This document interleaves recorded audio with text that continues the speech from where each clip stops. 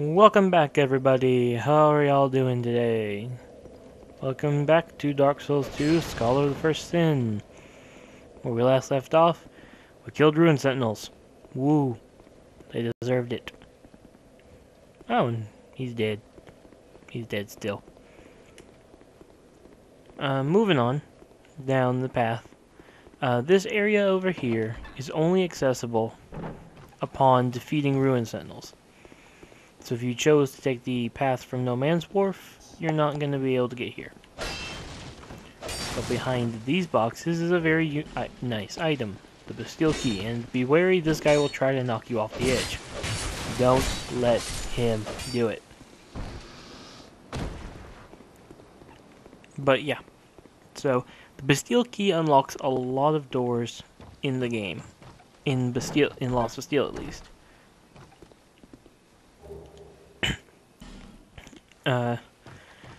One of which is Macduff. There is actually a door you can open if you choose to not do the exploding thing that I did to open the path to him.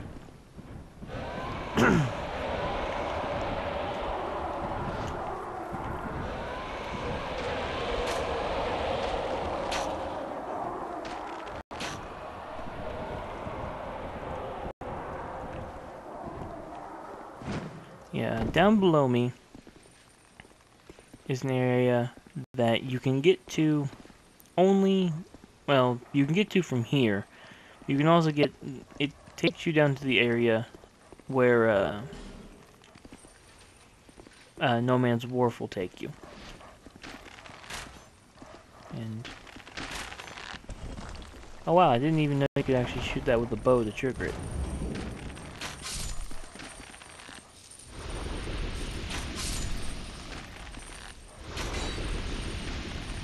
These guys are all explodey guys, and they aren't nice.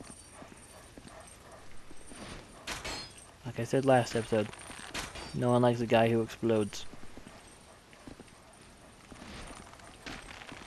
Just give him a shot. There we go. Shot in the hand.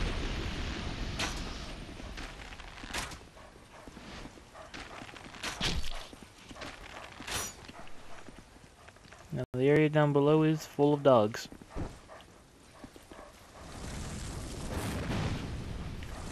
Which can be a bit of a pain.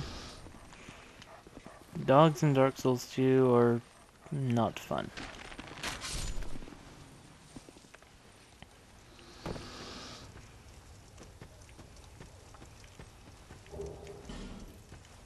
And we now have the Wanderer set, which is a really good armor set. And it's one of the ones you can actually get from the start if you choose a different starting class. Now, y'all may remember, because I forgot to actually mention it when I picked up the item. Ow. Jerk.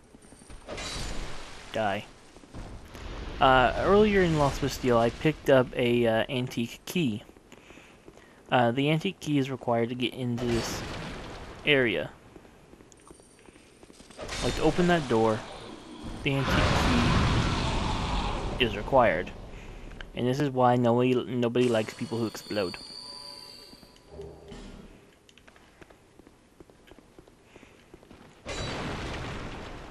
And now, beyond this wood right here is the path from No Man's Wharf, where if you follow that path, it'll take you to.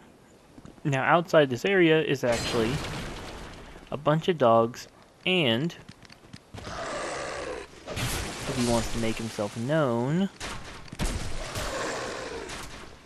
Ugh. He doesn't want to make himself known, I don't guess.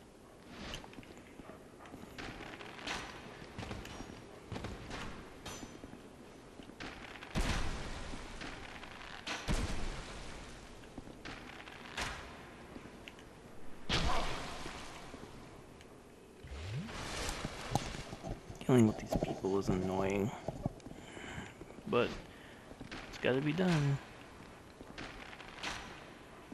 Otherwise they will kill me, and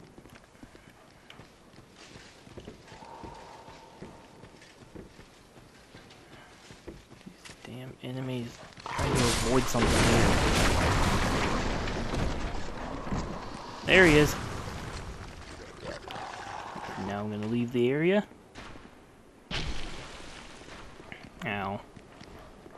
Now that is the thing if you don't want to fight the pursuers, is that if you leave the area that they spawn in, what you might consider to be their, I guess you could call it their fighting arena.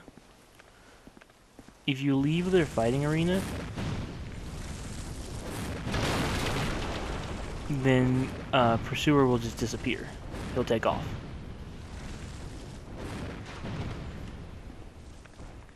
And you won't have to fight him. Now that being said, he will come back if you ever come back to the area. So for example, if I leave Lost Bastille and then come back, and come back to this area, Pursuer will return. But once I kill Pursuer, whenever that'll be, Pursuer will be dead for good. Now right here was the gate I was talking about last episode that is right next to McDuff. This gate can only be opened from this side, but to be perfectly honest, I've never found any real reason to open the gate. Like, all it does is give you a shortcut that you don't even really need. I mean, I guess it's useful if you don't fight, the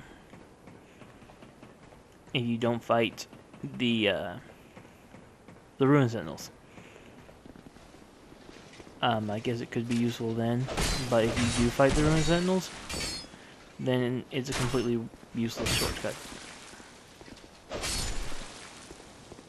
So, I typically leave the gate closed because it also means that when it's open, if you haven't gone to that area, more dogs will try to attack you.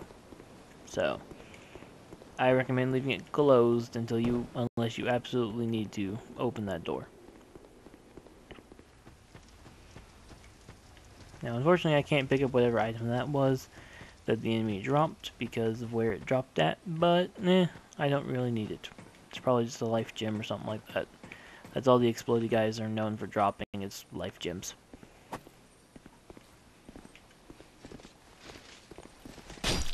One, two.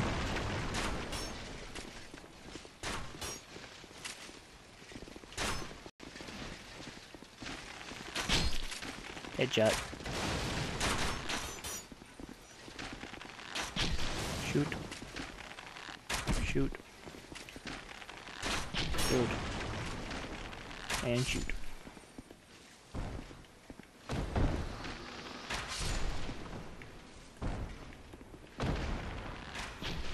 And now we just gotta stand here and shoot a bunch of arrows into this guy's face. Don't worry. He loves the feeling of arrows in his face. Now, right around here, I missed my chance. Unless I can blow it up with the firebomb. Nope.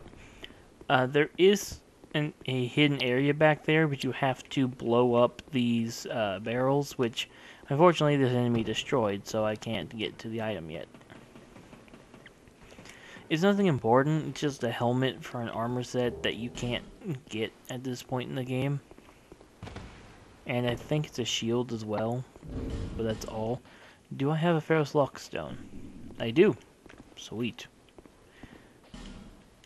Now this Ferrous Lockstone spot opens up at a couple of things, namely giving you a shortcut.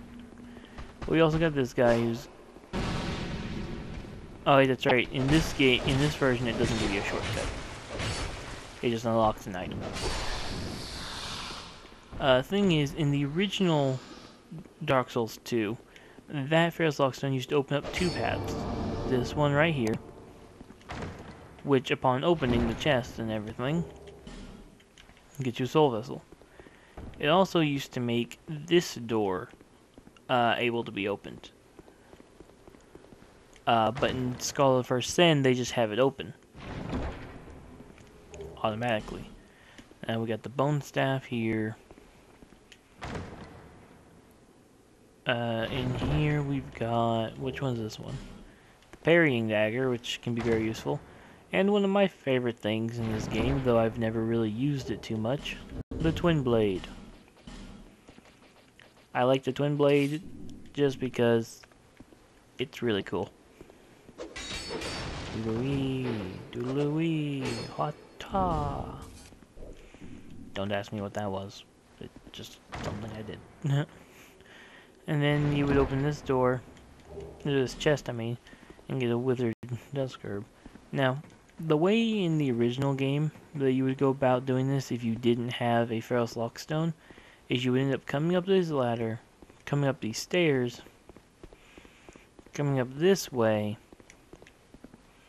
and jumping out here where you might notice we've been before. Yep. But in Skull of the First Sand, or in the original game if you have a Ferrous Lockstone, you don't have to go to that area. Instead, you can just come in here and step into the cage. And you'll be lifted upwards.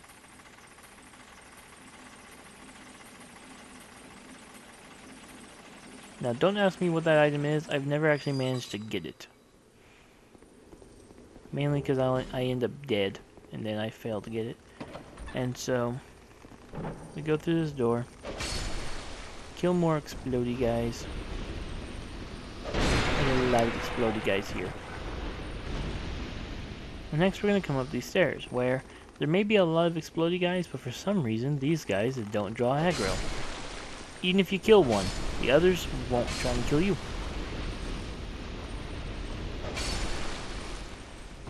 Which is a wonderful thing. And then you have this guy. Now, normally I would unpetrify him. Oh wait, I have 2 fragrant branches of yore. Oh sweet. Okay, we're gonna free him then. This man is Strayed. Strayed is a really pretty cool, interesting character. I must thank. I am Strayed. I've been a guest. Very good, cursed one. And he becomes another shop. Now you can learn a gesture from him, if you're going for all the gestures. And he'll sell you some magic items. Ring of Knowledge, increase your intelligence by 5. Lingering Dragon Crest Ring, increasing spell effects. And then this ring, which, while it seems stupid, it's designed for online stuff. So, yeah. He'll sell Rogue Waters, and for now, these are the magics he'll sell. Lingering Flame, Flame Swathe, and the hexes that he sells. I can actually go ahead and buy Dark Orb and Dark Fog from him right now. But another thing that Strayed is he is a weapon. He is a soul weapon merchant. You can trade him the boss souls that you've been gathering in the game for different items and stuff that he's willing to sell you. Sometimes it's spells, sometimes it's weapons. But now Strayed won't do any major bosses. He does a lot of the side bosses. So things like, well, I say side bosses, but I mean things like the Last Giant and Dragon Rider. Bosses like them that are not too terribly difficult. More or less, whoa, what you might call like first stage bosses.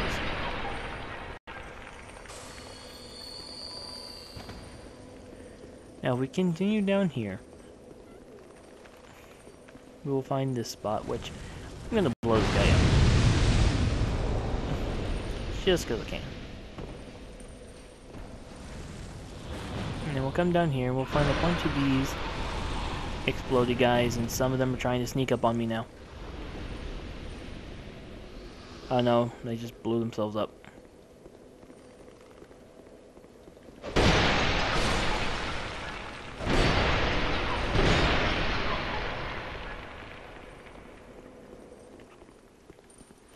Anyway, but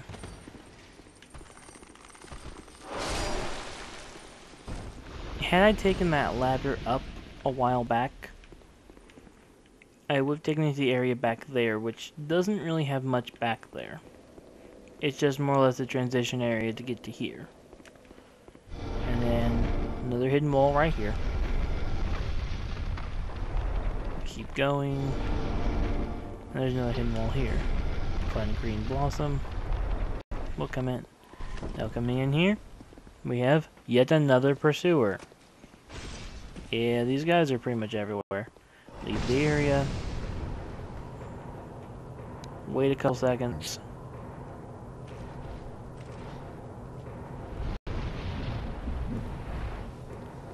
And he's gone. Now come back here. And we have this crossbow guy from earlier, when I was down there, who felt the need to shoot me. And this is also where you find the bracing knuckle ring. Now the bracing knuckle ring is very useful. It will slow the weapon's degradation, so the red durability bar will drop slower. This is also where I can find a flame butterfly and a torch. And then another thing that I saw in the video and didn't know about outside the video was this path right here. I did not know this path was a thing in this game. I didn't know you could walk on the edge of this. It looked just like decoration to me, so I just ignored it. But following the path all the way down, you get yourself the golden wing shield, which in and of itself, it's not bad for magic, but aside from that, everything else on it's kind of crap. So, yeah, so I'm going to use a homeward bone and go back to the bonfire. Oh, the bonfire over by Strayed.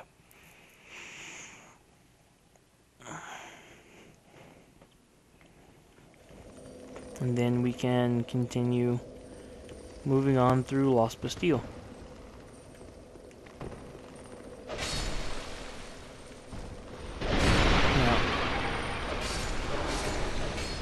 Now, since I have the Bastille key, there is a path up there that I could go into.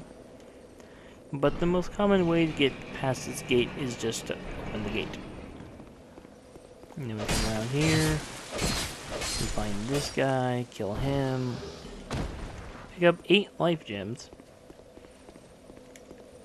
And then we keep moving forward.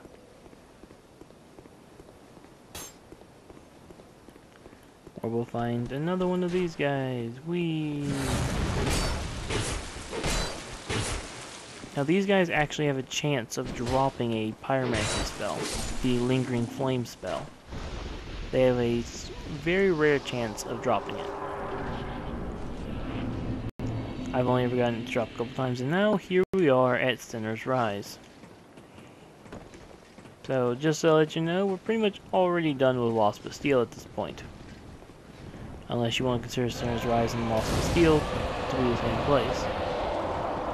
And yes, gargoyles from an optional area that has been made completely useless in this game. Well, completely useless if you're not going for Covenant. So yeah, so once I kill this guy, this is where we will be ending the video. So yeah, I could go a little bit further, but there's not much left to do in this place. All I have to do is go down this elevator after killing those guys, go down to the bottom, get past the long area that's a lot easier to get through now that I have the Bastille key, and we'll go down and we'll kill the Lost Sinner, but that'll probably be next week. We've already cleared 2 whole areas of the game, being Lost Bastille and No Man's Wharf. And I do know there are some stuff that I missed in this place. I will go back to it eventually and show it off.